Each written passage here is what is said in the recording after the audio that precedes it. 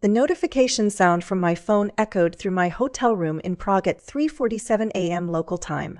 I'd been in the Czech Republic for 2 weeks conducting financial oversight for an international banking compliance audit, the kind of methodical, boring work that made my family's eyes glaze over whenever they asked what I did for a living. Government stuff, I'd always say, which was technically true.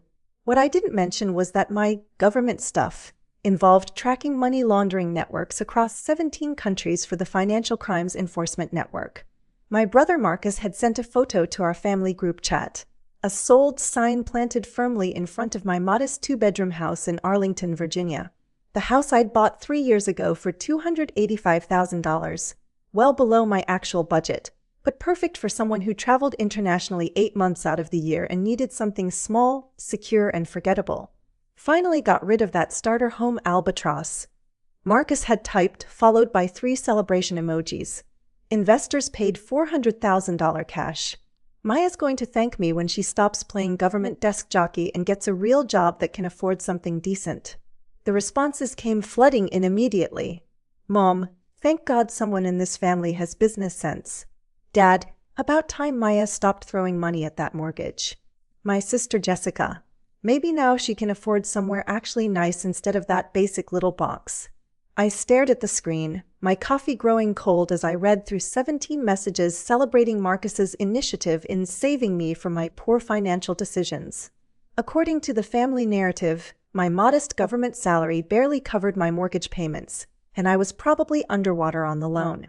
They'd been dropping hints for months about how I should cut my losses and rent somewhere more reasonable. What they didn't know was that my house wasn't just my house. When you work for FinCEN with Level 3 security clearance, every financial asset gets registered with federal oversight systems. My mortgage payments, property taxes, insurance claims, everything flows through automated monitoring designed to flag unusual activity that might indicate compromise, coercion, or foreign influence. It's standard protocol for anyone with access to classified financial intelligence networks. What they especially didn't know was that selling federal monitored property without authorization triggers automatic investigation protocols within 6 hours. I screenshot Marcus's messages and forwarded them to my supervisor, Janet Morrison, with a simple note: unauthorized property transfer. Please advise. Then I went back to my banking audit spreadsheets, because international money laundering networks don't investigate themselves. The family celebration continued throughout my Tuesday morning in Prague. Marcus posted photos of himself at a steakhouse, toasting with champagne. To smart financial decisions and family looking out for family, he'd captioned it. Mom shared the post with her church group about her son's business acumen. Dad forwarded the story to his golf buddies about teaching his kids real estate savvy. By the time I landed at Dulles International Airport Thursday evening, 17 federal agents were already involved in what the case files would later classify as significant wire fraud and identity theft targeting federal employee assets. I took the metro home from the airport, my single carry-on bag feeling light after 2 weeks of living minimally. The house looked exactly the same from the outside: neat lawn, painted shutters, nothing flashy or attention-grabbing. The sold sign was gone, but Marcus had posted about that too, explaining how quickly cash investors close deals when they smell opportunity. Inside, everything was exactly where I'd left it. My books, my coffee maker, my security system still armed and functional. Marcus had somehow managed to conduct an entire real estate transaction without ever entering the property or providing any legitimate documentation. According to the federal investigation files Janet had sent me during my layover in Frankfurt, he'd used forged power of attorney documents and fabricated financial hardship claims. Friday morning, I made coffee in my kitchen and opened my laptop to catch up on 2 weeks of accumulated case files. The FinCEN database showed $400,000 in wire transfers that had triggered automatic scrutiny the moment they connected to my Social Security number and federal employment records. Multiple banks had filed suspicious activity reports. The FBI's Financial Crime Unit had opened a case within 18 hours of the first transfer. I was reading through the criminal charges when my phone started buzzing with family calls. Marcus called first, his voice tight with confusion. "Maya, there's some kind of mistake. FBI agents just showed up at my office. They're asking about your house sale and saying something about federal property violations." "I'm sure it's just paperwork," I said, stirring my coffee. Government bureaucracy, you know how it is.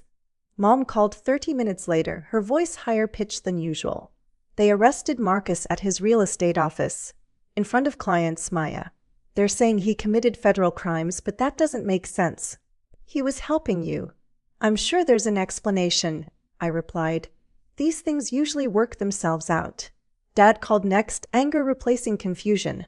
What kind of government job do you have that gets your brother arrested for helping with a house sale? This is insane. By Friday afternoon, the family group chat had devolved into panic and blame. Jessica posted a frantic message asking if anyone had a good criminal defense lawyer. Mom shared an article about federal sentences for wire fraud. Dad posted repeatedly about government overreach and bureaucratic insanity. I replied once, federal agencies don't arrest people without evidence. I'm sure Marcus will be able to explain everything to them. Saturday morning, I was reviewing international banking compliance protocols when my doorbell rang. Through the security camera, I could see my parents standing on my front porch, Dad's face red with indignation and Mom clutching her purse like a shield. I opened the door in my robe and slippers, coffee mug in hand. Morning, Mom. Dad, everything okay? Everything is not okay. Dad pushed past me into my living room, Mom following behind with tears in her eyes. Your brother is facing 7 years in federal prison because he tried to help you. The lawyer says they have recordings, forged documents, wire transfer evidence. Maya, what is happening? I settled into my reading chair, the same spot where I analyzed international financial crime networks 3 days a week when I wasn't traveling. What did Marcus tell the FBI? He told them the truth. Mom's voice cracked. That he was helping his sister who couldn't afford her mortgage payments, who was struggling with a government salary, who needed family support. Interesting, I said, taking a sip of coffee. What evidence did he provide that I couldn't afford my mortgage? Dad's face grew redder. Maya, don't play games. We all know government jobs don't pay well. We know you've been struggling since you bought this place. Marcus was trying to help. Help with what specifically? With getting out from under this mortgage before you defaulted.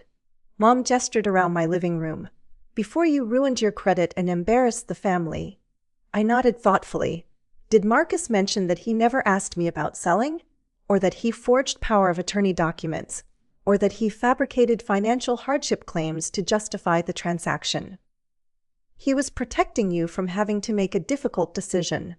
Dad's voice reached that familiar volume that meant he expected compliance through intimidation. Family takes care of family. That's interesting, I said. Because according to the FBI, what Marcus actually did was commit identity theft, wire fraud, and illegal transfer of federal monitored property. Those are felonies, Dad. Federal monitored property? Mom's voice dropped to a whisper. What does that mean? I set down my coffee mug and looked at my parents, really looked at them. Dad in his weekend golf outfit, Mom in her church dress, both of them frantically trying to understand how their son's smart business decision had become a federal crime scene. When you work for the Financial Crimes Enforcement Network with Level 3 security clearance, every asset gets registered with federal oversight systems, I explained calmly. My house, my bank accounts, my investments, everything gets monitored for unusual activity that might indicate compromise or coercion. Dad's mouth opened and closed without sound. Marcus's forged documents triggered automatic investigation protocols within 6 hours, I continued. The wire transfers he arranged flagged multiple suspicious activity reports across 3 banks. The FBI's Financial Crime Unit opened a case Tuesday morning. But you work at a desk. Mom protested. You said you do government paperwork. I analyze international money laundering networks, I said. I track financial crimes across 17 countries. I help build cases against organizations that move billions of dollars illegally through global banking systems. The silence stretched long enough for my coffee to grow cold. The house isn't my starter home, Mom. It's my secure residence while I travel internationally 8 months per year conducting financial oversight. I paid cash for it 3 years ago. The mortgage you're worried about doesn't exist. Dad collapsed into my couch like his legs had given out. Cash. $285,000 full purchase price, no financing. It's registered with federal authorities as the primary residence of a classified clearance financial crimes investigator. which means Marcus didn't just forge documents to steal my house. He committed federal crimes against monitored government property. Mom was crying now, quiet tears that she wiped away with shaking hands. We thought you were struggling. You drive an old Honda, you shop at discount stores, you never talk about money. Security protocols, I said gently. People in my position live modestly to avoid drawing attention.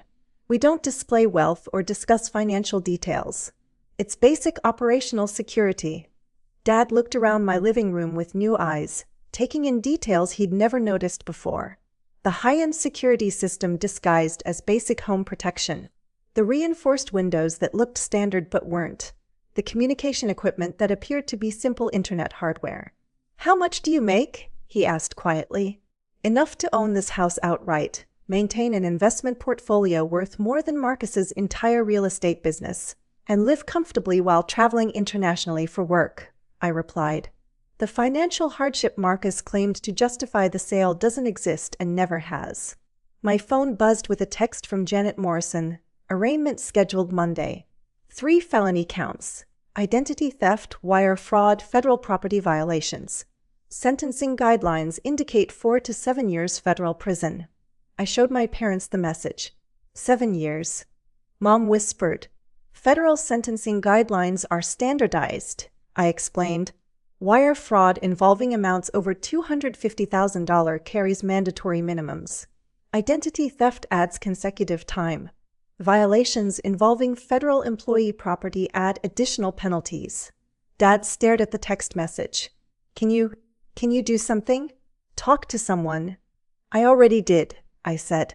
I forwarded Marcus's confession text to my supervisor Tuesday morning, as required by federal employee protocols when family members commit crimes involving our assets. Confession texts. Mom looked confused. I pulled up the family group chat and read Marcus's messages aloud. "Sold your cute little house to real investors. Finally got rid of that starter home albatross. Investors paid $400,000 cash. Maya's going to thank me when she stops playing government desk jockey. Those are admissions of unauthorized property transfer, fabricated financial justification, and intent to commit fraud," I continued. "Along with the forged documents and wire transfer evidence, they constitute a complete federal case." The room fell silent again.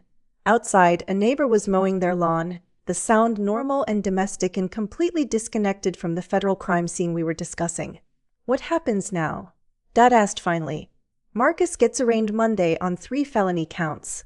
His lawyer will probably recommend a plea bargain to avoid the maximum 7-year sentence. The wire transfers will be reversed, but he'll likely face significant fines and restitution in addition to prison time." "And the family?" Mom's voice was barely audible. "The family learns that underestimating someone doesn't give you the right to commit crimes against them," I said. "And that federal employees take security protocols seriously, even when our families think we're just playing government desk jockey."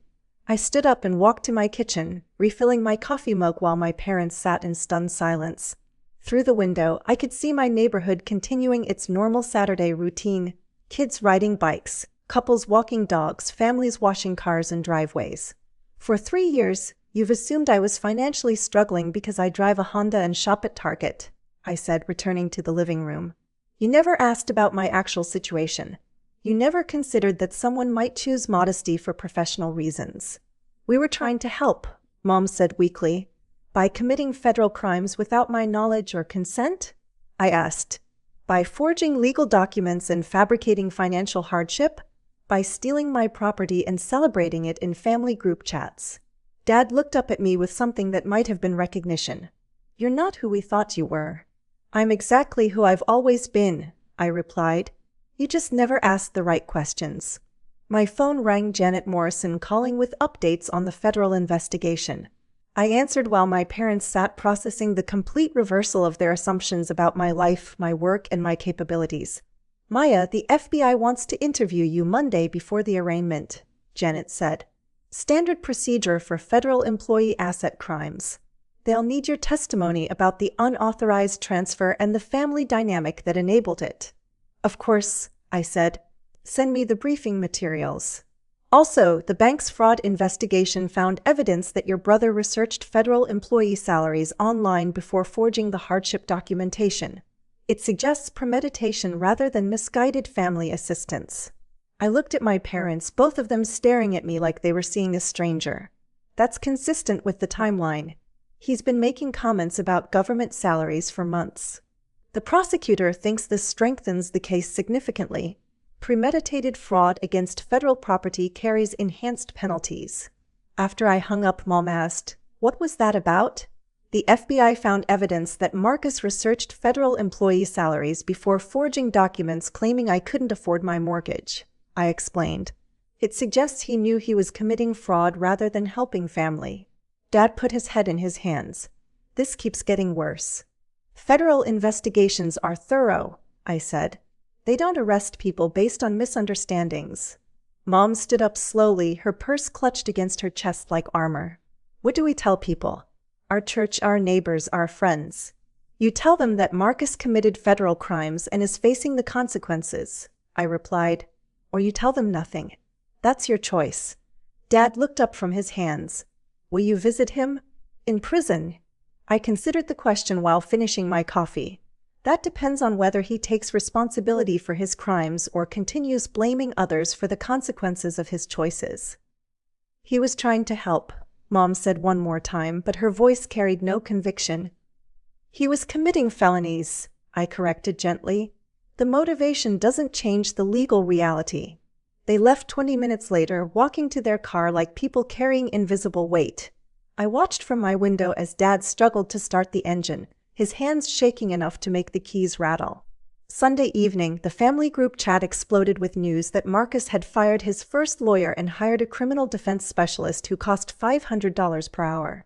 Jessica posted frantically asking if anyone could help with legal fees. Dad shared articles about federal sentencing guidelines and prison conditions. I didn't respond to any of it.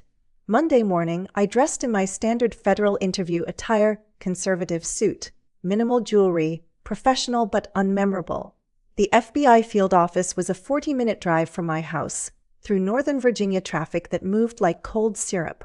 Special Agent Rebecca Chen conducted the interview in a sterile conference room with gray walls and fluorescent lighting that made everyone look slightly ill. She recorded everything while I provided testimony about Marcus's unauthorized access to my financial information, his fabricated claims about my mortgage difficulties, and the family dynamic that had enabled his assumption that he could commit crimes on my behalf. Your brother's defense attorney is claiming this was a misunderstanding between family members, Agent Chen said, reviewing her notes. That he genuinely believed you were struggling financially and needed assistance. Agent Chen, I work for FinCEN with Level 3 security clearance, I replied. My financial assets are monitored by federal systems specifically designed to detect unauthorized activity. If I were actually struggling with mortgage payments, those systems would have flagged it years ago. And your family was unaware of your actual position and clearance level? My family was unaware that I analyzed international financial crimes for a living, yes. They assumed I was a low-level government clerk because I live modestly and don't discuss my work. Is there any scenario where your brother could have reasonably believed you needed financial assistance? I thought about 3 years of family dinners where they'd made jokes about my government salary. 3 years of comments about my starter home and my basic lifestyle. 3 years of assumptions based on their own limitations rather than actual evidence. Agent Chen, in 3 years, Marcus never asked about my financial situation directly. He never asked about my mortgage balance, my income, or my expenses. He made assumptions based on stereotypes about government employees and acted on those assumptions without verification. And the forged power of attorney documents? Require knowledge that you're committing fraud, I said. You don't accidentally forge legal documents. The arraignment took place Monday afternoon in federal district court, a solemn proceeding where Marcus stood before a judge in a gray suit that hung loose on his frame. He looked smaller than I remembered, diminished by the federal courthouse architecture and the weight of 3 felony charges. I sat in the gallery watching as the prosecutor outlined the case. $400,000 in fraudulent wire transfers, forged legal documents, identity theft targeting a federal employee, and unauthorized transfer of federal monitored property. The evidence included Marcus's own text messages celebrating the smart business decision, and research records showing he'd looked up federal salary ranges before fabricating hardship claims. Marcus pled not guilty, his voice barely audible even with the courtroom microphones. His lawyer requested bail reduction based on family support and community ties. The prosecutor argued that someone willing to commit premeditated fraud against federal employee assets represented a flight risk. The judge set bail at $150,000 cash, noting that wire fraud targeting federal employees carried enhanced penalties and that the defendant had demonstrated willingness to commit document fraud. As the courtroom cleared, Marcus's lawyer approached me in the hallway. "Ms. Chen, my client's family is hoping you might consider requesting leniency from the prosecutor's office.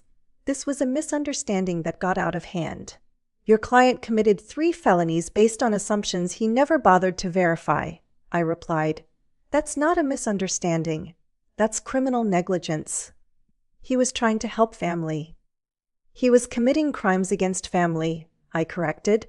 "Without permission, without knowledge, and without legal authority." The lawyer shifted uncomfortably. "A character statement from you could make a significant difference in sentencing." "I'll provide whatever testimony the federal prosecutor requests," I said. "My character assessment will be based on facts, not family relationships." 6 weeks later, Marcus pled guilty to 2 of the 3 felony charges in exchange for a recommended sentence of 4 years federal prison plus restitution and fines.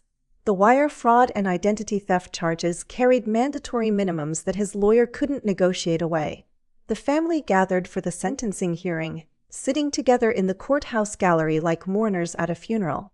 Mom cried quietly while Dad stared straight ahead with the expression of someone still trying to understand how helping family had become a federal crime. During victim impact statements, I stood before the judge and spoke clearly into the microphone. "Your Honor, the defendant committed these crimes based on assumptions about my financial situation that he never attempted to verify.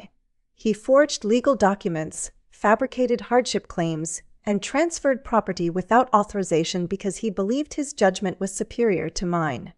The impact extends beyond financial harm.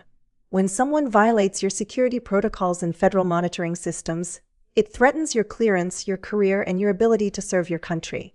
The defendant's actions could have compromised my position with the Financial Crimes Enforcement Network. I ask the court to consider that federal employees depend on security protocols to protect both classified information and personal safety. The defendant's willingness to override those protocols represents a fundamental disregard for national security measures." The judge sentenced Marcus to 4 years and 2 months in federal prison, plus $425,000 in restitution and fines. He would serve his time at a minimum security facility in Pennsylvania, eligible for early release after 3 years with good behavior. After the sentencing, the family gathered in the courthouse parking lot, unsure what to say or do next. Jessica hugged Mom while Dad stood apart, looking like a man who'd discovered his map was upside down. "For years," Mom said to no one in particular. 4 years in prison for trying to help. 4 years for committing federal crimes, I corrected gently. The motivation doesn't change the legal consequences. Dad looked at me with eyes that held something between respect and fear. "We never really knew you, did we?" "You knew exactly who I told you I was," I replied. "You just decided it wasn't impressive enough to be true." I drove home alone through Northern Virginia traffic that moved normally despite the fact that everything had changed. My house looked the same from the outside, modest, unremarkable, easily underestimated. Inside, I made coffee and opened my laptop to review case files from an international banking investigation spanning 12 countries and $2.3 billion in laundered assets. The family group chat stayed quiet for 3 months after the sentencing. No more celebration emojis, no more business advice, no more assumptions about who could afford what or who needed help from whom. When they finally started talking again, it was different. Careful. Respectful. The casual dismissal of my government job disappeared, replaced by tentative questions about my work that I answered with the same professional discretion I'd always maintained. Marcus wrote me one letter from federal prison, 6 months into his sentence. He apologized for the crimes and acknowledged that he'd never asked about my actual financial situation before deciding I needed his help. He said prison had given him time to think about the difference between helping someone and controlling them. I wrote back once, a brief note confirming that I hoped he used his time constructively and that federal prison libraries had excellent resources for learning about financial crimes and their consequences. The family learned, slowly, that underestimating someone doesn't give you the right to make decisions for them. That assumptions can become crimes when you act on them without verification. That federal employees take security protocols seriously, even when their families think they're just playing government desk jockey. And I learned that sometimes the most effective boundary setting happens in federal court, with a judge and a gavel and consequences that can't be argued away or dismissed as family drama. 4 years was a long time to think about the difference between helping and controlling, between family support and criminal behavior, between government paperwork and international financial crimes investigation. But some lessons are worth the time it takes to learn them properly.